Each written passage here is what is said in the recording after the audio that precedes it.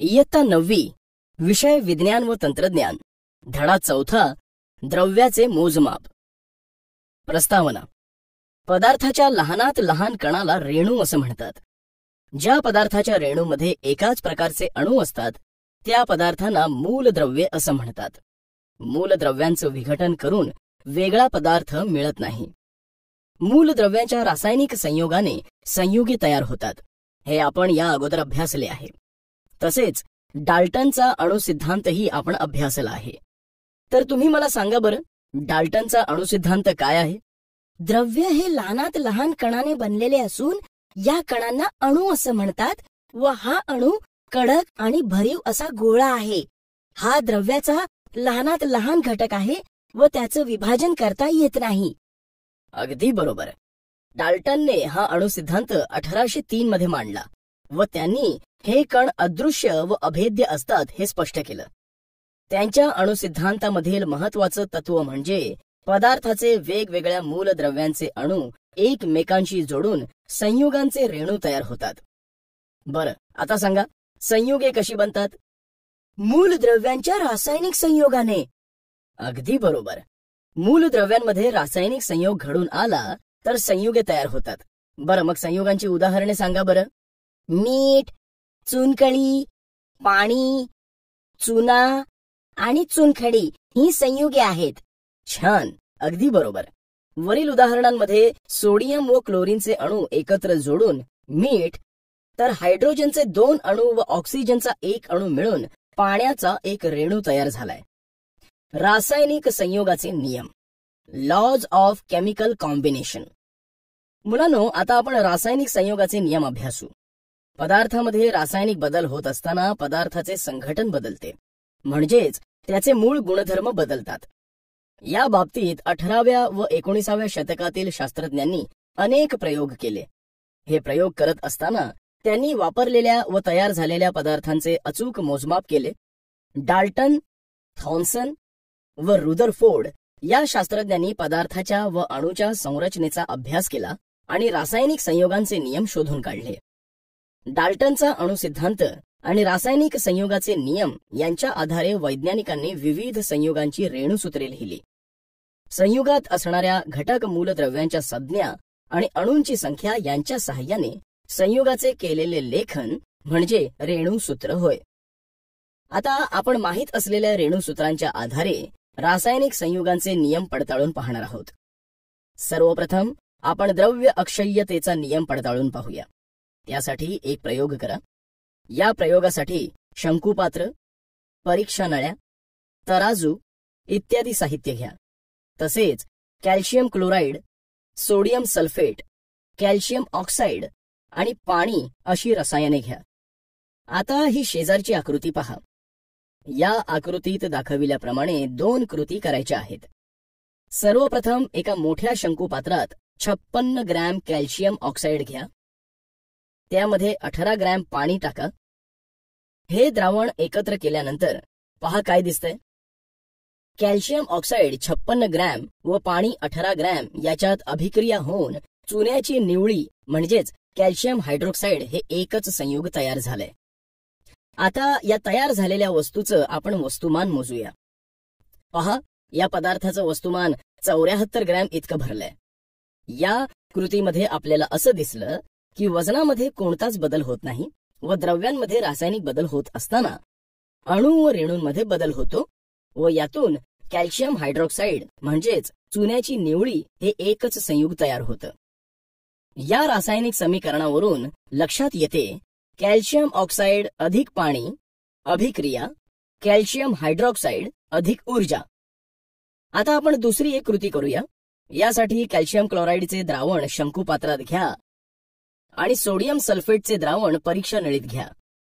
आता परीक्षा नळीला दोरा बांधून ती परीक्षा नळी शंकुपात्रात सोडा. या शंकुपात्राला रबराचे बूच लावून शंकुपात्र हवा बंद करा. नंतर शंकुपात्राचं वजन करा. आता शंकुपात्र तिरके करून परीक्षा नळीतील द्रावण शंकुपात्रातील द्रावणात ओता. आता या शंकुपात्राचं पुन्हा वजन करा. आता सांगा, तुम्हाला कोणते बदल झालेले दिसून आले? सर, कॅल्शियम क्लोराईड आणि सोडियम सल्फेट यांच्यात अभिक्रिया होऊन पांढऱ्या रंगाचे कॅल्शियम सल्फेट तयार झाले. अगदी बरोबर. म्हणजेच पहा, कॅल्शियम क्लोराईड अधिक सोडियम सल्फेट, अभिक्रिया कॅल्शियम सल्फेट अधिक सोडियम क्लोराईड. बरं, वजनामध्ये काय बदल झाला? नाही, वजनात कोणताच बदल नाही झाला. बरोबर, या वजनामध्ये कोणताच बदल होत नाही. त्यालाच द्रव्य अक्षय्यतेचा नियम असं म्हणतात. द्रव्य अक्षय्यतेचा नियम, law of conservation of matter. रासायनिक अभिक्रिया होत असताना द्रव्यात वाढ किंवा घट होत नाही. द्रव्याचं वजन सारखंच भरतं. 1785 मध्ये आंतवान लेवाझिये या फ्रेंच शास्त्रज्ञाने संशोधन करून असा निष्कर्ष काढला की रासायनिक अभिक्रिया होत असताना द्रव्याच्या वजनात वाढ किंवा घट होत नाही. रासायनिक अभिक्रियाकारकांचे एकूण वजन व रासायनिक अभिक्रियेतून निर्माण होणाऱ्या उत्पादितांचे एकूण वजन हे सारखेच असते. यालाच द्रव्य अक्षय्यतेचा नियम असं म्हणतात. स्थिर प्रमाणाचा नियम, लॉ ऑफ कॉन्स्टंट प्रपोर्शन. मुलांनो, आपण द्रव्य अक्षय्यतेचा नियम प्रयोगाद्वारे पडताळून पाहिला. आता आपण स्थिर प्रमाणाचा नियम पडताळून पाहूया. स्थिर प्रमाणाचा नियम हा संयुगाच्या विविध नमुन्यांमधील घटक मूलद्रव्यांचे वजन प्रमाण नेहमी स्थिर असते असं दर्शवतो. फ्रेंच शास्त्रज्ञ प्रूस्ट यांनी 1794 मध्ये स्थिर प्रमाणाचा नियम मांडला. संयुगाच्या विविध नमुन्यातील घटक मूलद्रव्यांचे वजनी प्रमाण नेहमी स्थिर असते. हा स्थिर प्रमाणाचा नियम प्रूस्ट यांनी मांडला. उदाहरणार्थ, पाण्यातील हायड्रोजन व ऑक्सिजनचे वजनी प्रमाण 1:8 असते. म्हणजेच 1 ग्रॅम हायड्रोजन व 8 ग्रॅम ऑक्सिजन यांच्या रासायनिक संयोगाने 9 ग्रॅम पाणी तयार होते. त्याचप्रमाणे कार्बन डायऑक्साइड मधील कार्बन आणि ऑक्सिजनचे वजनी प्रमाण 3:8 असते. म्हणजेच 44 ग्रॅम कार्बन डायऑक्साइड मध्ये 12 ग्रॅम कार्बन व 32 ग्रॅम ऑक्सिजन असते. आता आपण स्थिर प्रमाणाच्या नियमाची प्रयोगाद्वारे पडताळणी करूया. अनेक संयुगे ही विविध पद्धतींनी बनवता येतात. या ठिकाणी आपण कॉपर कार्बोनेट हे संयुग विविध पद्धतींनी कसे बनवता येते हे पाहूया. कॉपर कार्बोनेट व कॉपर नायट्रेट यांचे विघटन केले तर कॉपर ऑक्साईड या संयुगाचे 2 नमुने मिळाले. या दोन्ही नमुन्यांमधून प्रत्येकी 8 ग्रॅम कॉपर ऑक्साईड घेतले व त्याची स्वतंत्रपणे हायड्रोजन वायू बरोबर अभिक्रिया केली तर दोन्हींपासून प्रत्येकी 6:4 ग्रॅम तांबे व 1:6 ग्रॅम पाणी मिळाले. पाणी या संयुगात हायड्रोजन व ऑक्सिजन ही मूलद्रव्ये 1:8 या वजनी प्रमाणात असतात. म्हणजेच 9 ग्रॅम पाण्यात 8 ग्रॅम ऑक्सिजन हे मूलद्रव्य असते. 1:8 ग्रॅम पाण्यात 1:6 ग्रॅम ऑक्सिजन आहे. याचाच अर्थ कॉपर ऑक्साईडच्या दोन्ही नमुन्यात 8 ग्रॅम मध्ये 6:4 ग्रॅम कॉपर व 1:6 ग्रॅम ऑक्सिजन आहे. आणि त्यातील कॉपर व ऑक्सिजनचं वजनी प्रमाण 6.4 1.6 म्हणजेच 4:1 आहे. म्हणजे कॉपर ऑक्साईडच्या 2 वेगवेगळ्या नमुन्यांमधील कॉपर व ऑक्सिजनचं वजनी प्रमाण स्थिर असल्याचं दिसून येतं. आता आपण कॉपर ऑक्साईडच्या रेणूसूत्रावरून घटक मूलद्रव्याचं अपेक्षित वजनी प्रमाण माहिती करून घेण्यासाठी त्यांचे अणुवस्तुमान विचारात घेऊ. कॉपर व ऑक्सिजन यांची अणुवस्तुमाने अनुक्रमे 63.5 व 16 आहेत. म्हणजेच कॉपर ऑक्साईडमध्ये कॉपर व ऑक्सिजन या घटक मूलद्रव्यांचं वजनी प्रमाण 63.5 16 म्हणजेच अंदाजे 4:1 आहे. अशा प्रकारे कॉपर व ऑक्सिजनचं वजनी प्रमाण रेणूसूत्राच्या अपेक्षित प्रमाणाशी जुळतं. हे या ठिकाणी सिद्ध झालं. अणू, ऑटम, आकार, साइज ऑफ ऑटम. मुलांनो, आता आपण अणुविषयीची माहिती पाहूया. अणुविषयी अनेक शास्त्रज्ञांनी आपलं मत मांडलंय. अणू हे अतिशय सूक्ष्म असतात. प्रोटॉन, न्यूट्रॉन व इलेक्ट्रॉन हे तीनही अणूचे मूल कण असून त्यातील प्रोटॉन व न्यूट्रॉन अणूच्या केंद्रकामध्ये असतात. त्यांना एकत्रितपणे न्यूक्लियॉन म्हणतात. प्रोटॉन हे धनप्रभारित, इलेक्ट्रॉन ऋणप्रभारित तर न्यूट्रॉन हे प्रभाररहित असतात. हे आपण या मागील इयत्तेत अभ्यासले आहे. आता तुम्ही मला सांगा की अणूला अंतर्गत संरचना असते. हे कोणत्या प्रयोगावरून लक्षात आलं आणि केव्हा? इलेक्ट्रॉनवरील विद्युत प्रभार आणि इलेक्ट्रॉनचं वस्तुमान यांचं गुणोत्तर जे थॉम्सन यांच्या प्रयोगाने इसवी सन 1897 मध्ये ठरवलं. अगदी बरोबर. बरं, तुम्ही मला सांगा अणूचे 2 भाग कोणते व ते कशाचे बनलेले आहेत? सर, अणूच्या मध्यभागी केंद्रक असते व केंद्राबाहेरील भागात फिरणारे इलेक्ट्रॉन हे ऋणप्रभारित मूलकण असतात. केंद्रकामध्ये धनप्रभारित प्रोटॉन व प्रभाररहित न्यूट्रॉन हे मूलकण असतात. अगदी बरोबर. आता ही आकृती पहा. या आकृतीमध्ये अणू कसे दिसतात हे दाखवले आहे. अणूची ही प्रतिमा पाहण्यासाठी फील्ड आयन सूक्ष्मदर्शकाचा वापर करावा लागतो. आता आपण अणूच्या आकाराविषयी माहिती घेऊया. अणूचा आकार. अणूचा आकार हा त्याच्या त्रिज्येवरून ठरत असतो. स्वतंत्र अणूमध्ये अणूची त्रिज्या म्हणजे अणूचे केंद्रक व बाह्यतम कक्षा यांमधील अंतर होय. अणूची त्रिज्या ही नॅनोमीटरमध्ये व्यक्त करतात. अणूचा अंदाजे आकार. अणूची त्रिज्या मीटरमध्ये 10⁻⁻⁻. उदाहरण हायड्रोजनचा अणू. 10⁻⁹. उदाहरण पाण्याचा रेणू. 10⁻⁸. उदाहरण हिमोग्लोबिनचा रेणू. 1/10⁹ मीटर बरोबर 1 नॅनोमीटर. म्हणून 1 मीटर बरोबर 10⁹ नॅनोमीटर असतो. अणूचा आकार हा त्याच्यामध्ये असणाऱ्या इलेक्ट्रॉन कक्षांच्या संख्येवर अवलंबून असतो. कक्षांची संख्या जितकी जास्त तितका अणूचा आकार मोठा असतो. उदाहरणार्थ सोडियमच्या अणूपेक्षा पोटॅशियमचा अणू मोठा आहे, कारण सोडियमच्या अणूमध्ये 11 इलेक्ट्रॉन्स असतात व 2, 8, 1 याप्रमाणे त्याच्या कक्षा असतात. आणि पोटॅशियमच्या अणूत 19 इलेक्ट्रॉन्स असतात आणि 2, 8, 8, 1 याप्रमाणे त्याच्या कक्षा असतात. पोटॅशियमची कक्षा जास्त असल्याने पोटॅशियमचा अणू मोठा असतो. जर 2 अणूंची बाह्यतम कक्षा तीच असेल तर ज्या अणूच्या बाह्यतम कक्षेत जास्त इलेक्ट्रॉन्स असतील त्याचा आकार ज्या अणूच्या बाह्यतम कक्षेत कमी इलेक्ट्रॉन असतील अशाच्या तुलनेत लहान असतो.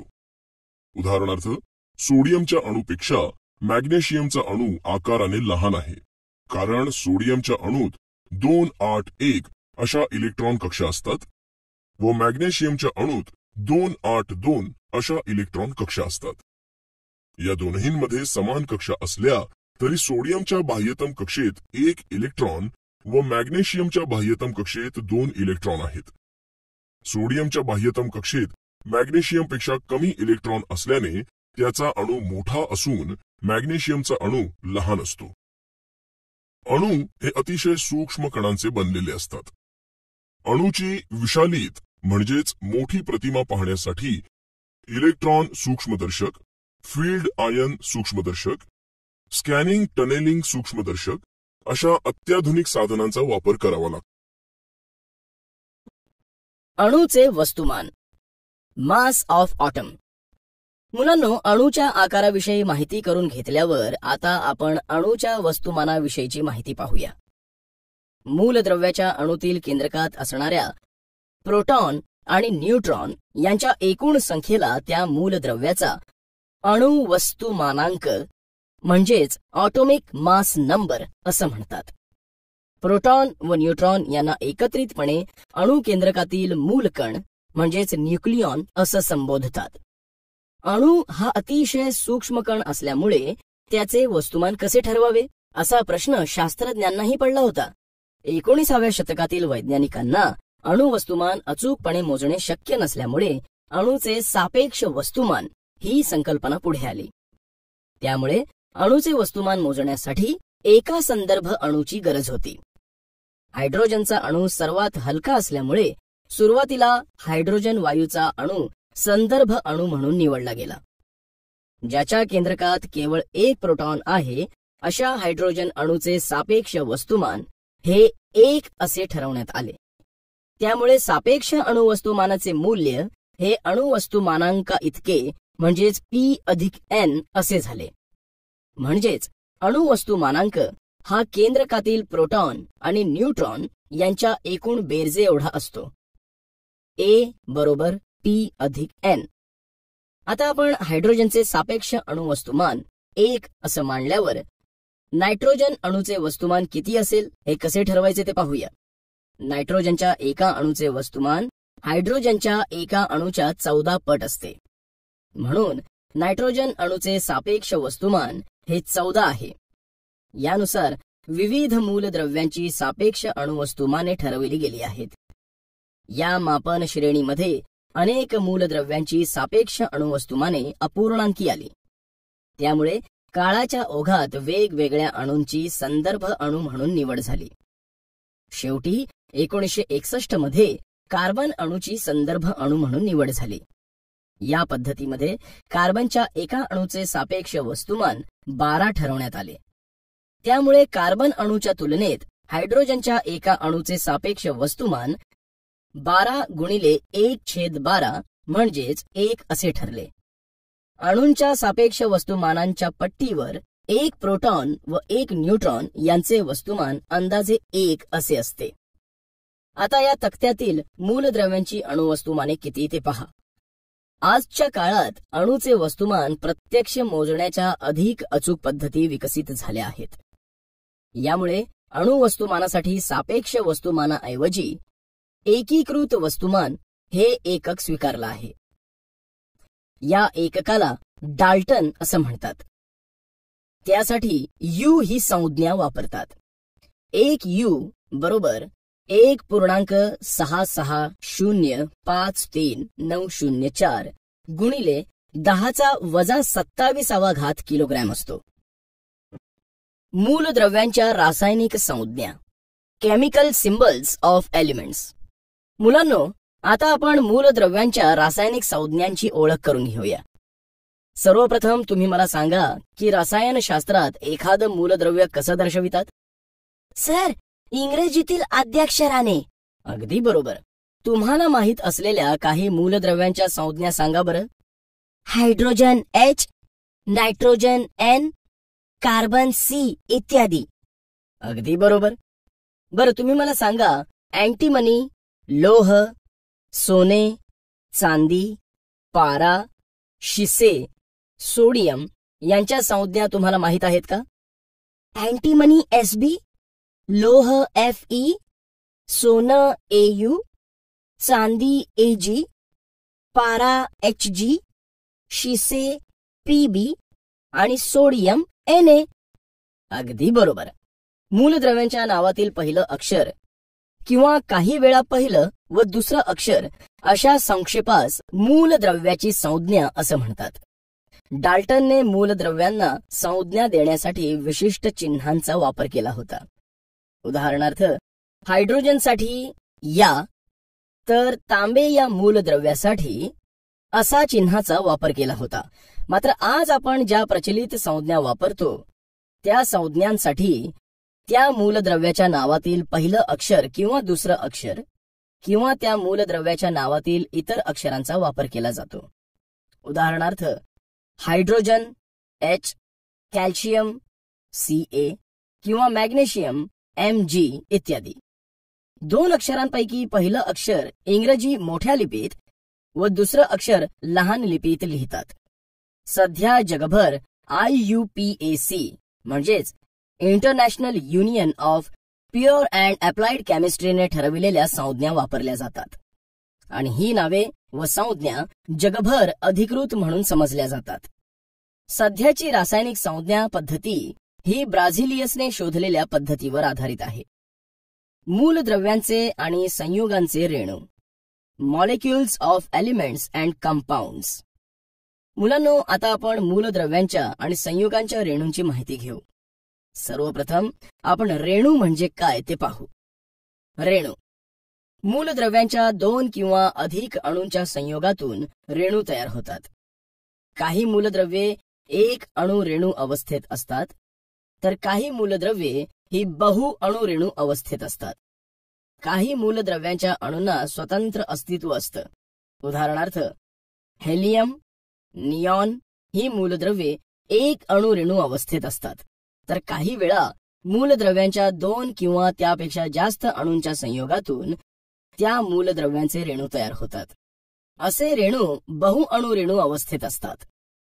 जेव्हा वेगवेगळ्या मूलद्रव्यांचे अणू एकमेकांशी संयोग पावतात त्यावेळेस संयोगाचे रेणू तयार होतात.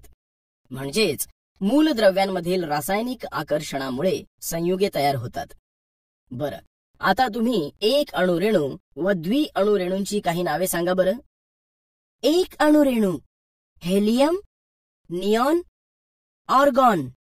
आणि द्विअणुरेणू हायड्रोजन, ऑक्सिजन, नायट्रोजन आणि क्लोरीन. छान, अगदी बरोबर. रेणू वस्तुमानाची संकल्पना, मॉलिक्युलर मास कॉन्सेप्ट. मुलांनो, आता आपण रेणू वस्तुमानाची संकल्पना याविषयी माहिती करून घेऊ. रेणू वस्तुमान एका रेणूमधील सर्व अणुवस्तुमानांची बेरीज म्हणजे त्या पदार्थाचे रेणू वस्तुमान होय. रेणू वस्तुमान सुद्धा डाल्टन या एककातच व्यक्त केले जाते. जसे कार्बन डायऑक्साईडचे रेणू वस्तुमान हे 44 आहे, तर पाण्याचे रेणू वस्तुमान 18 इतके आहे. आता आपण रेणू वस्तुमान कसे काढायचे ते पाहूया. पाण्याचे रेणू वस्तुमान पुढील प्रमाणे काढता येईल. रेणू पाणी, घटक मूलद्रव्ये हायड्रोजन, ऑक्सिजन, अणुवस्तुमान 1, 16, रेणूतील अणुसंख्या 2, 1, अणुवस्तुमान गुणिले अणूंची संख्या 1 गुणिले 2 आणि 16 गुणिले 1, घटकांचे वस्तुमान 2 आणि 16. आता आपण सूत्राद्वारे रेणू वस्तुमान कसे काढायचे ते पाहू.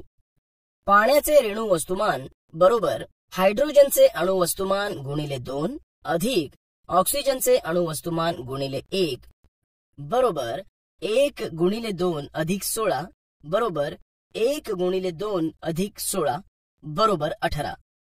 म्हणजेच पाण्याचे रेणू वस्तुमान हे 18 आहे. मुलांनो, ही काही मूलद्रव्यांची अणुवस्तुमाने डाल्टन मध्ये दिली आहेत, तर काही संयोगांची रेणूसूत्रे दिली आहेत. तर आता आपण त्यांची रेणूसूत्रे काढू. अणुवस्तुमाने हायड्रोजन बरोबर 1, ऑक्सिजन बरोबर 16, नायट्रोजन बरोबर 14, कार्बन बरोबर 12, सल्फर बरोबर 32, कॅल्शियम बरोबर 40, सोडियम बरोबर 23, क्लोरीन बरोबर 35.5, पोटॅशियम बरोबर 39, मॅग्नेशियम बरोबर 24, ॲल्युमिनियम बरोबर 27, फॉस्फरस बरोबर 31. रेणूसूत्रे sodium chloride NaCl, magnesium chloride MgCl2, potassium nitrate KNO3, hydrogen peroxide H2O2, aluminium chloride AlCl3, calcium hydroxide CaOH2, magnesium oxide MgO, sulphuric acid H2SO4, nitric acid HNO3, sodium hydroxide NaOH यांपैकी आपण काही उदाहरणे सोडवू. उर्वरित तुम्ही स्वतः सोडवा. 1. Sodium chloride.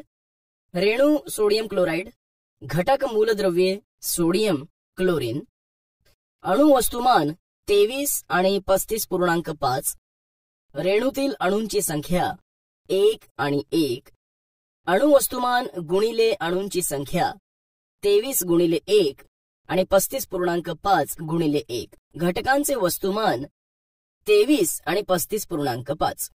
सोडियम क्लोराइडचे रेणू वस्तुमान बरोबर घटक अणुवस्तुमानांची बेरीज. सोडियम क्लोराइडचे रेणू वस्तुमान बरोबर सोडियमचे अणुवस्तुमान गुणिले 1 अधिक क्लोरीनचे अणुवस्तुमान गुणिले 1 बरोबर 23 गुणिले 1 अधिक 35.5 गुणिले 1 बरोबर 23 अधिक 35.5 बरोबर 58.5 डाल्टन. म्हणून सोडियम क्लोराइडचे रेणू वस्तुमान 58.5 डाल्टन इतके आहे. 2. Magnesium chloride. रेणू मॅग्नेशियम क्लोराइड, घटक मूलद्रव्ये मॅग्नेशियम, क्लोरीन, अणुवस्तुमान 24 35.5, रेणूतील अणूंची संख्या 1 आणि 2, अणू वस्तुमान गुणिले अणूंची संख्या 24 गुणिले 1 आणि 35.5 गुणिले 2, घटकांचे वस्तुमान 24 आणि 71. मॅग्नेशियम क्लोराईडचे रेणू वस्तुमान बरोबर घटक अणू वस्तुमानांची बेरीज.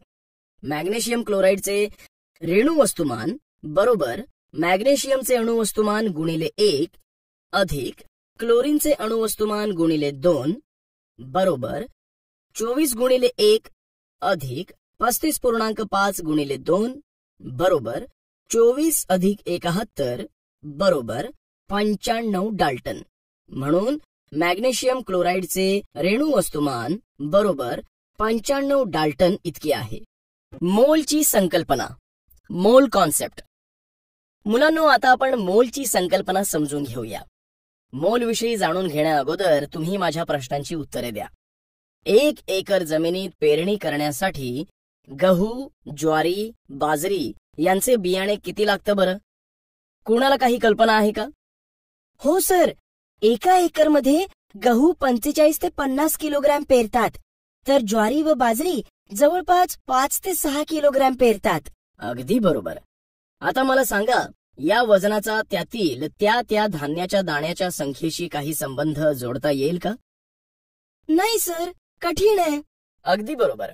एवढ्या मोठ्या प्रमाणात धान्यांचं वजन करायचं म्हटलं तर संख्येचा विचार केला जात नाही. बरं, मग वजन काटा वापरून कोणत्याही पदार्थाचे रेणू मोजणं शक्य आहे का? नाही. अगदी बरोबर.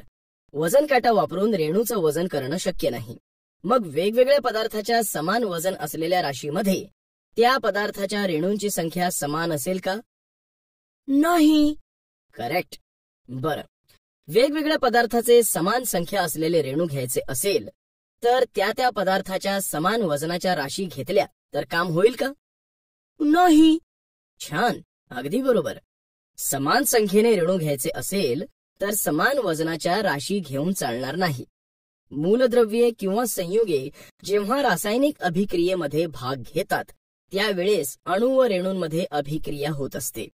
त्यामुळे त्यांच्या अणू व रेणूंची संख्या माहीत असावी लागते. मात्र रासायनिक अभिक्रिया होताना अणू व रेणू मोजण्यापेक्षा हाताळता यावे अशा राशी मोजून घेणे सोयीचे असते. यासाठी मोल या संकल्पनेचा वापर केला जातो. मोल ही अशी राशी आहे की जिचे ग्रॅम मध्ये व्यक्त केलेले पदार्थाचे अणुवस्तुमान त्या पदार्थाच्या रेणू वस्तुमानाच्या डाल्टन मधील मूल्या एवढेच असते. म्हणजेच त्याला आपण पदार्थाचा 1 मोल असं म्हणतो. उदाहरणार्थ, ऑक्सिजनचे रेणू वस्तुमान 32 डाल्टन आहे व 32 ग्रॅम ऑक्सिजन म्हणजेच 1 मोल ऑक्सिजन होय.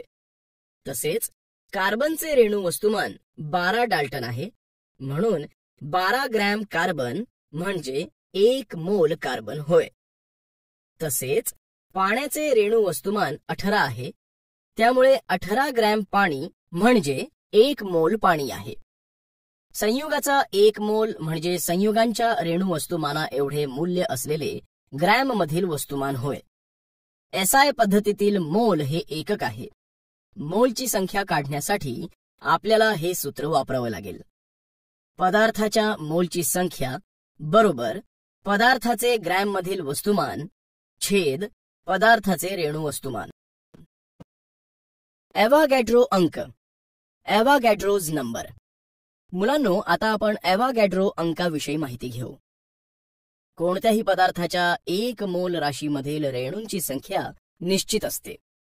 इटालियन शास्त्रज्ञ एव्होगॅड्रो याने या संदर्भात मोलाचे संशोधन केले, म्हणून या अंकाला एव्होगॅड्रो अंक असं म्हणतात. एव्होगॅड्रो अंक Na या इंग्रजी अक्षराने दर्शवतात.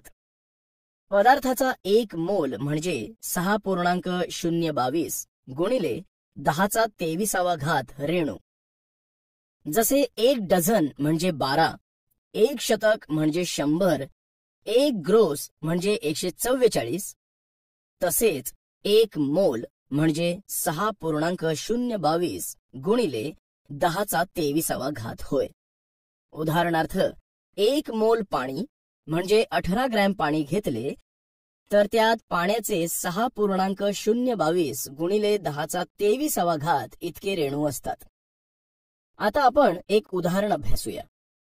उदाहरण 66 ग्रॅम कार्बन डायऑक्साईड मध्ये किती रेणू असतात? कार्बन डायऑक्साईडचे रेणू वस्तुमान 44 आहे.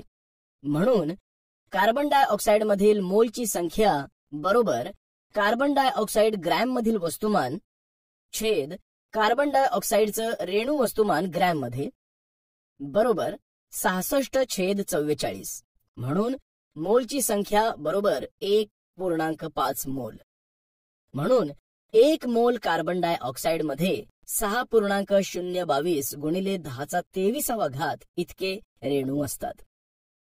म्हणून 1.5 मोल कार्बन डायऑक्साईड मध्ये 1.5 गुणिले 6.022 गुणिले 10⁻23 रेणू बरोबर 90.330 गुणिले 10⁻23 रेणू बरोबर 9.033 गुणिले 10⁻24 रेणू असतात.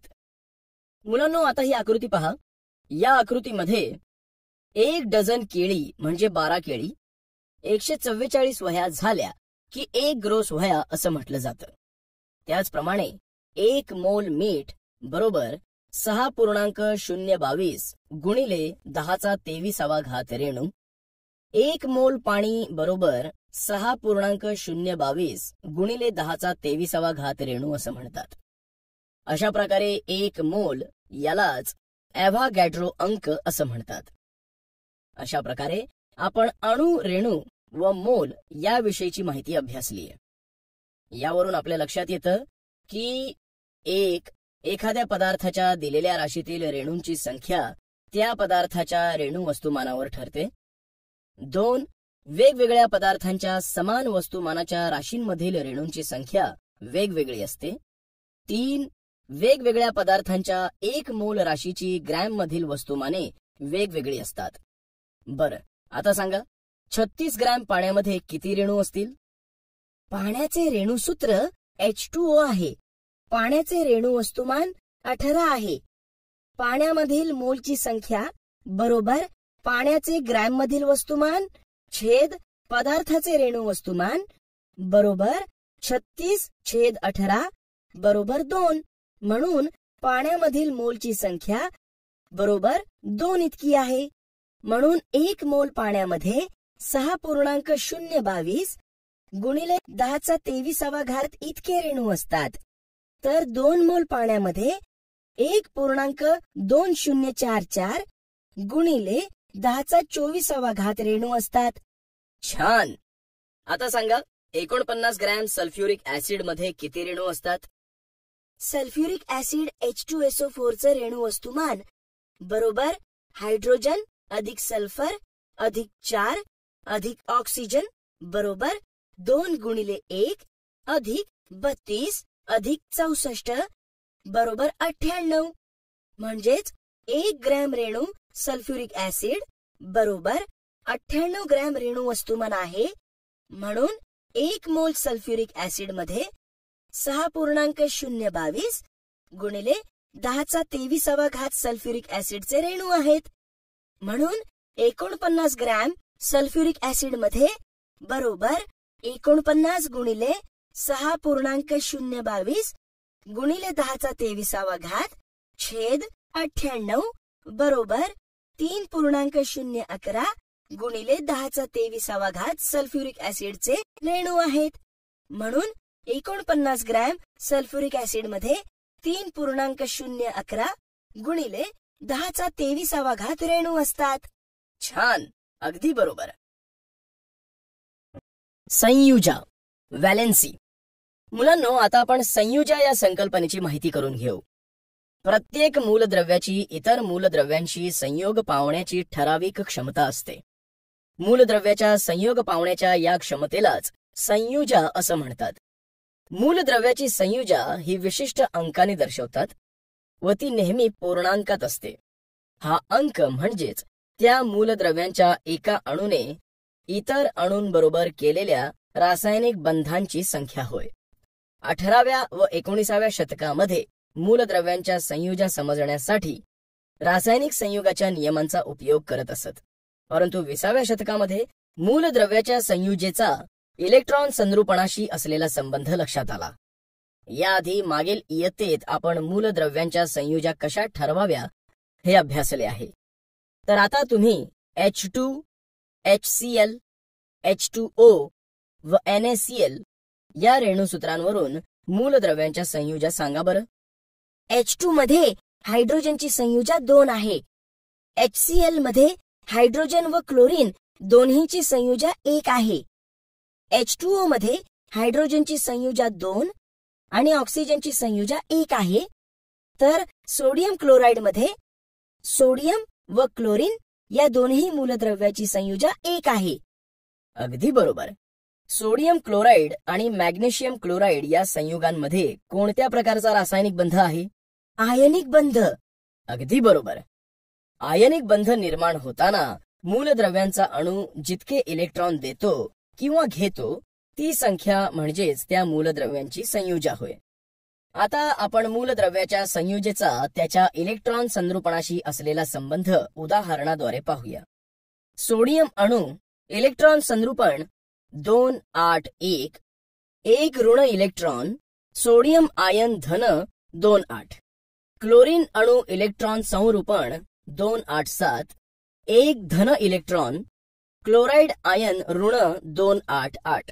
सोडियम धन अधिक क्लोरीन आयन ऋण. अभिक्रिया सोडियम क्लोराइड. म्हणजेच सोडियमचा अणू 1 ऋण इलेक्ट्रॉन क्लोरीनच्या अणूला देतो व सोडियमचा धन आयन तयार होतो. म्हणून सोडियमची संयुजा 1 आहे. तसेच क्लोरीनचा अणू 1 ऋण इलेक्ट्रॉन घेतो व क्लोरीनचा ऋण आयन क्लोराइड तयार होतो. म्हणून क्लोरीनची संयुजा 1 आहे.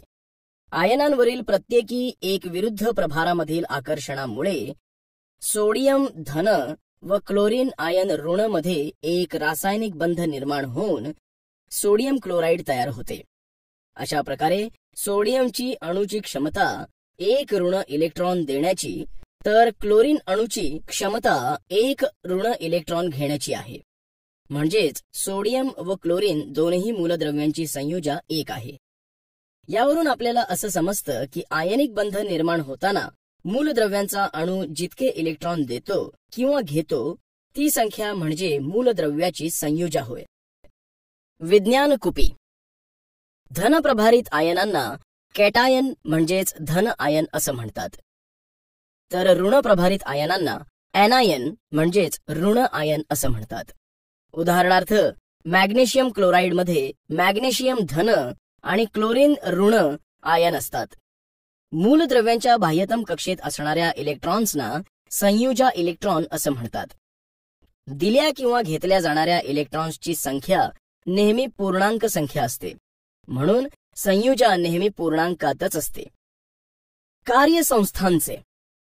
राष्ट्रीय रासायनिक प्रयोगशाळा पुणे, नॅशनल केमिकल लॅबोरेटरी रसायनशास्त्रातील विविध शाखांमध्ये संशोधन करणे, उद्योगास मदत करणे, देशाच्या नैसर्गिक साधन संपत्तीचा फायदेशीर वापर होण्याच्या दृष्टीने नवीन तंत्रज्ञानाचा विकास करणे या उद्देशाने CSIR चा घटक असलेल्या या प्रयोगशाळेची स्थापना 1950 साली झाली. जैव तंत्रज्ञान, नॅनो तंत्रज्ञान, कॅटॅलिसिस, औषधे, उपकरणे, कृषी रसायने, वनस्पती ऊतींचे संवर्धन व बहुवारिक विज्ञान म्हणजेच पॉलिमर सायन्स अशा विविध उपशाखांमध्ये संशोधन या प्रयोगशाळेद्वारे केले जाते. आता हा तक्ता पहा. या तक्त्यातील मूलद्रव्यांचे अणुअंक, इलेक्ट्रॉन संरूपण, संयुजा इलेक्ट्रॉन आणि संयुजा यांच्या संख्येविषयी माहिती पाहूया.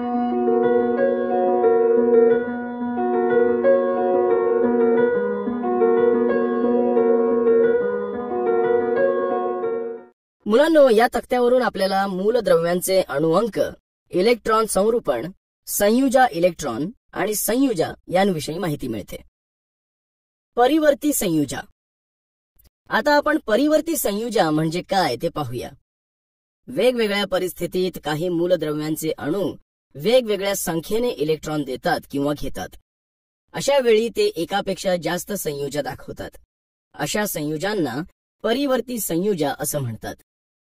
उदाहरणार्थ, लोह म्हणजेच आयन 2 व 3 अशी परिवर्ती संयुजा दर्शवतो. त्यामुळे क्लोरीन बरोबर फेरस क्लोराईड व फेरिक क्लोराईड अशी 2 संयुगे तयार होतात. मुलांनो, हा तक्ता पहा. यामध्ये तुम्हाला परिवर्ती संयोजा दर्शवणारी काही मूलद्रव्ये दिली आहेत. त्यामध्ये मूलद्रव्यांची संज्ञा, संयुजा, आयन आणि त्यांचे झालेले नामकरण दिले आहे.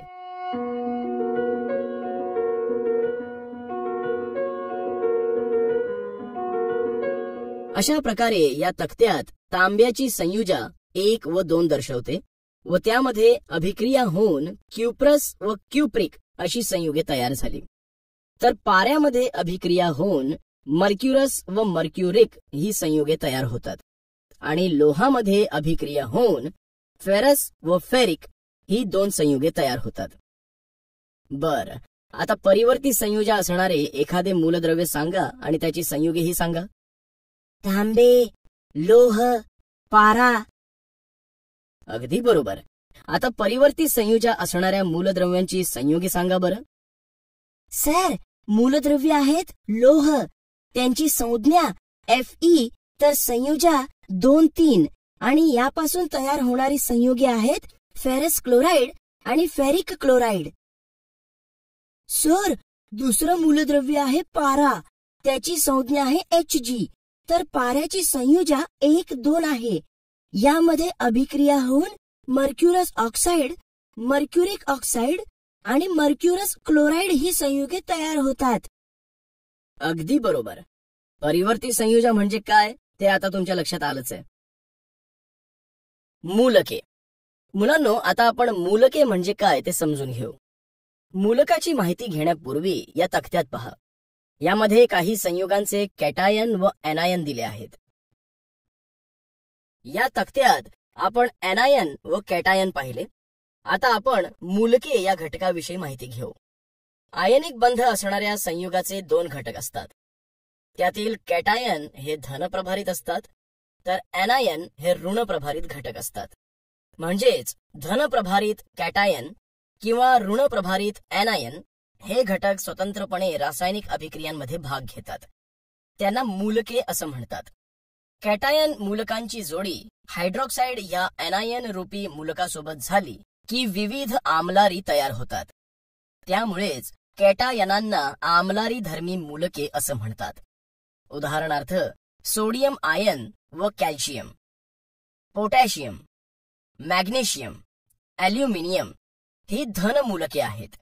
यांनाच आपण कॅटायन किंवा आम्लारी धर्मी मूलके असं म्हणतो. विविध आम्लारींमधील फरक या मूलकामुळे स्पष्ट होत असतो. या उलट एनायन रूपी मूलकांची जोडी हायड्रोजन आयन या कॅटायन रूपी मूलकाबरोबर झाली की विविध प्रकारची आम्ले तयार होतात. उदाहरणार्थ, हायड्रोक्लोरिक आम्ल, हायड्रोजन ब्रोमाइड यांना एनायन किंवा आम्लधर्मी मूलके असं म्हणतात. मी तुम्हाला इतर काही आम्लारी धर्मी मूलके व आम्लधर्मी मूलके कोणती आहेत ते सांगतो. आम्लारी धर्मी मूलके चांदी, तांबे, ferric, calcium, ammonium, potassium, sodium ही आहेत आणि आम्लधर्मी मूलके क्लोराईड, आयोडाईड, सल्फेट, नायट्रेट ही आहेत. तर मुलांनो, आम्लारी धर्मी मूलके धातूंच्या अणूंपासून इलेक्ट्रॉन काढल्यावर बनतात. उदाहरणार्थ, सोडियम, तांबे इत्यादी. परंतु याला काही अपवाद आहेत. जसे अमोनियम. आम्लधर्मी मूलके अधातूंच्या अणूमध्ये इलेक्ट्रॉन मिळवून बनतात. उदाहरणार्थ, क्लोराईड, सल्फाईड. परंतु याला सुद्धा काही अपवाद आहेत. जसे परमॅंगनेट. आपण आम्लारी धर्मी व आम्लधर्मी मूलके याविषयी माहिती अभ्यासली. आता आपण साधी मूलके व संयुक्त मूलके याविषयी माहिती घेणार आहोत. साधे मूलक. साधे मूलक हे एकाच मूलद्रव्यांच्या अणूपासून बनलेले असून ते धनप्रभारित किंवा ऋणप्रभारित असते. उदाहरणार्थ, सोडियम, तांबे, क्लोराइड इत्यादी. धनप्रभारित साधी मूलके पोटॅशियम, कॅल्शियम, ॲल्युमिनियम. ऋणप्रभारित साधी मूलके क्लोराइड, ऑक्साइड, नायट्राइड. संयुक्त मूलक. संयुक्त मूलकामध्ये अणूंचा गट 2 किंवा त्यापेक्षा जास्त मूलद्रव्यांच्या अणूपासून तयार झालेला असतो. संयुक्त मूलके धनप्रभारित व ऋणप्रभारित असतात. उदाहरणार्थ अमोनियम, कार्बोनेट, सल्फेट, फॉस्फेट इत्यादी. मूलकांवरील प्रभाराचे जे मूल्य असते तीच त्याची संयुजा असते. अशा प्रकारे आपण मूलके याविषयी माहिती अभ्यासली आहे. संयुगाची रासायनिक सूत्रे. मुलांनो, आता आपण संयुगाची रासायनिक सूत्रे समजून घेऊ. मूलद्रव्याचे संयुगांचे रेणुसूत्र लिहिण्यासाठी मूलद्रव्य किंवा मूलकांची संज्ञा व संयुजा माहीत असणे गरजेचे असते. आयनिक बंधाने तयार झालेल्या संयुगाचे वैशिष्ट्य म्हणजे त्यांच्या रेणूंचे 2 भाग असतात. ते 2 भाग म्हणजे कॅटायन व ॲनायन, म्हणजेच आम्लारीधर्मी मूलक व आम्लधर्मी मूलक होय. हे दोन्ही भाग विरुद्ध प्रभारित असतात. त्यांच्यातील आकर्षण बल म्हणजेच आयनिक बंध होय. आयनिक संयुगांच्या नावामध्ये 2 शब्द असतात. पहिला शब्द कॅटायन व दुसरा शब्द ॲनायनचे नाव असते. उदाहरणार्थ सोडियम क्लोराइड अशा संयुगाचे रासायनिक सूत्र लिहिताना कॅटायनची संज्ञा ही डाव्या बाजूला तर त्याला जोडूनच उजव्या बाजूला ॲनायनांची संज्ञा लिहितात.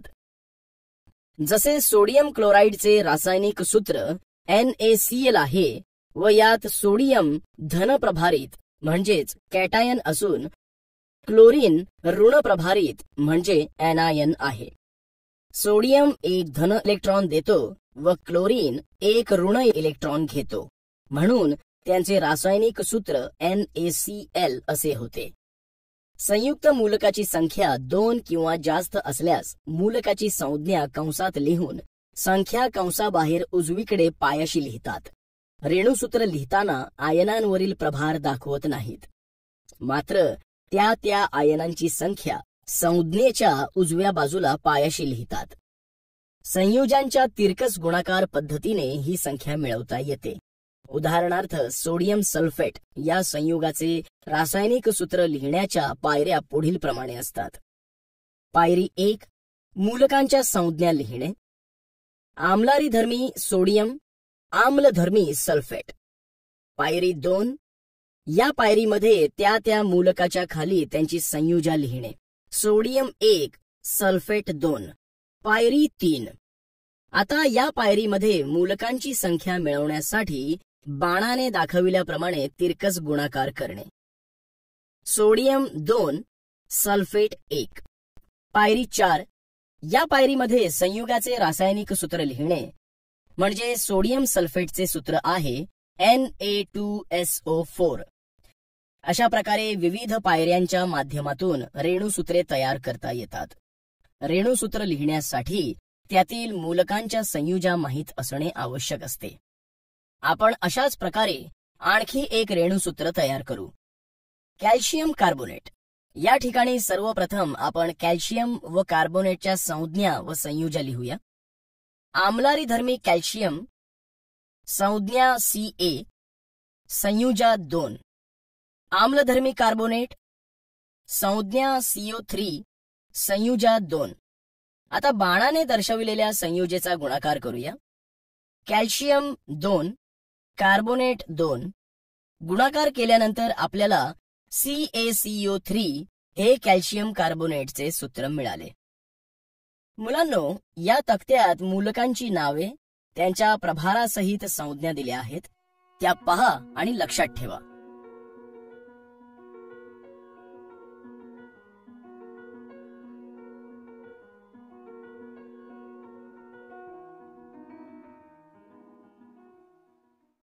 अशा प्रकारे या पाठात आपण रासायनिक संयोगाचे नियम, अणूचे आकार, वस्तुमान, संयुजा तसेच रेणू वस्तुमान, मोलची संकल्पना, आम्लारी व आम्लधर्मी तसेच संयुगाची रासायनिक सूत्रे याविषयी माहिती अभ्यासली आहे. पुन्हा भेटूया पुढच्या पाठासाठी.